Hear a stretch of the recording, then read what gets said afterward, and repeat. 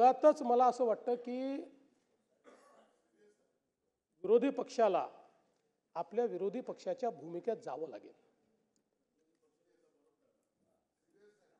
आपल्याला अंतिम आठवडा प्रस्ताव एक अशी संधी असते की ज्याच्यामध्ये ज्या विषयांवर सविस्तर चर्चा होऊ शकली नाही पण जे महत्त्वाचे विषय आहेत असे विषय आपण अंतिम आठवडा प्रस्तावात आणतो आणि त्याच्यावर चर्चा करतो. पण दुर्दैवाने फारसं तसं झालेलं दिसत नाही. खरं म्हणजे मी व्हॉलेंटिअर करायला तयार आहे. जर विरोधी पक्षाला विरोधी पक्षात कसं काम करायचं याचं प्रशिक्षण हवं असेल तर मी त्या संदर्भात पक्षाचा अभिनिवेश विसरून हे प्रशिक्षण द्यायला तयार आहे आणि गरज पडली तर भुजबळ साहेब आणि मुनगंटीवार साहेब यांची मदत मी घेईन.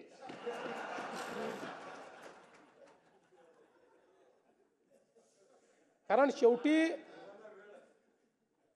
सक्षम विरोधी पक्ष असणं हे लोकशाहीमध्ये अत्यंत महत्त्वाचं आहे आणि सक्षमता ही संख्येने ठरत नाही. भुजबळ साहेब एकटेच होते.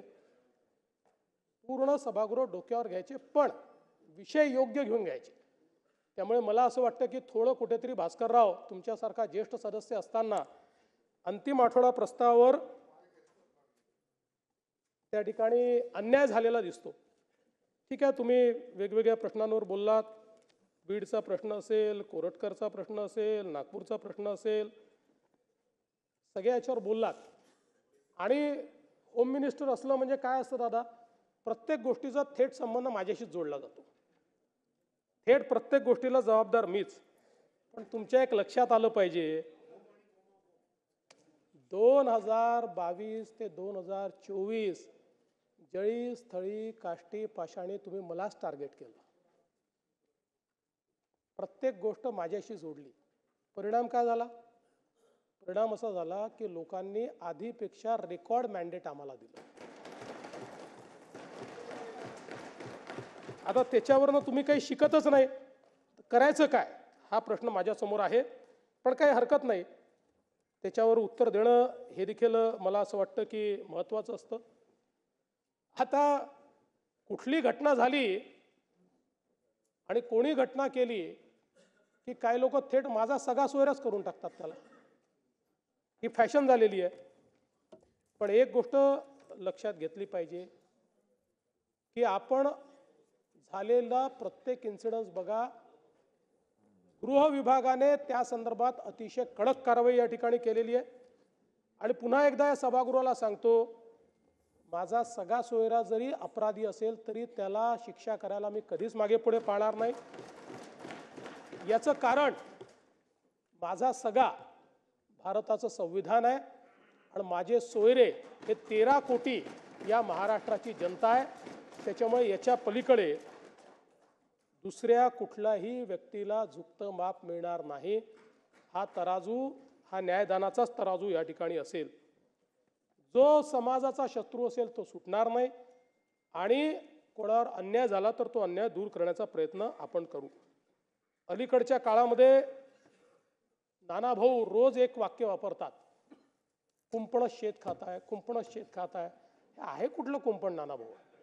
आमच्या शेताला कुंपणच नाही आहे, हे खुलं शेत आहे. कोणी येऊ शकतं आमच्या शेतामध्ये, काही अडचण नाही आहे.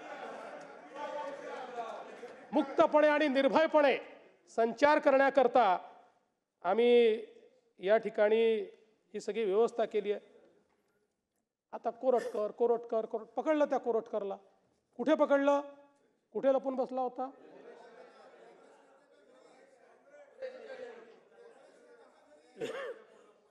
तेलंगणामध्ये. आता कोणाच्या घरी तुम्ही सांगताय, मी सांगणं योग्य दिसत नाही.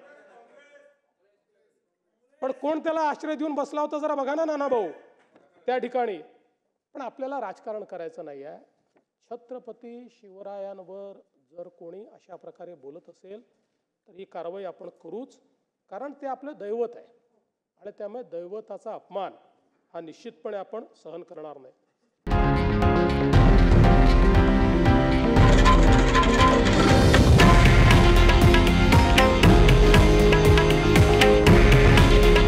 हे आहे देशातील नंबर 1 न्यूज नेटवर्क आणि आपण पाहत आहात TV9 मराठी. काळजी तुमची, हित महाराष्ट्राचं.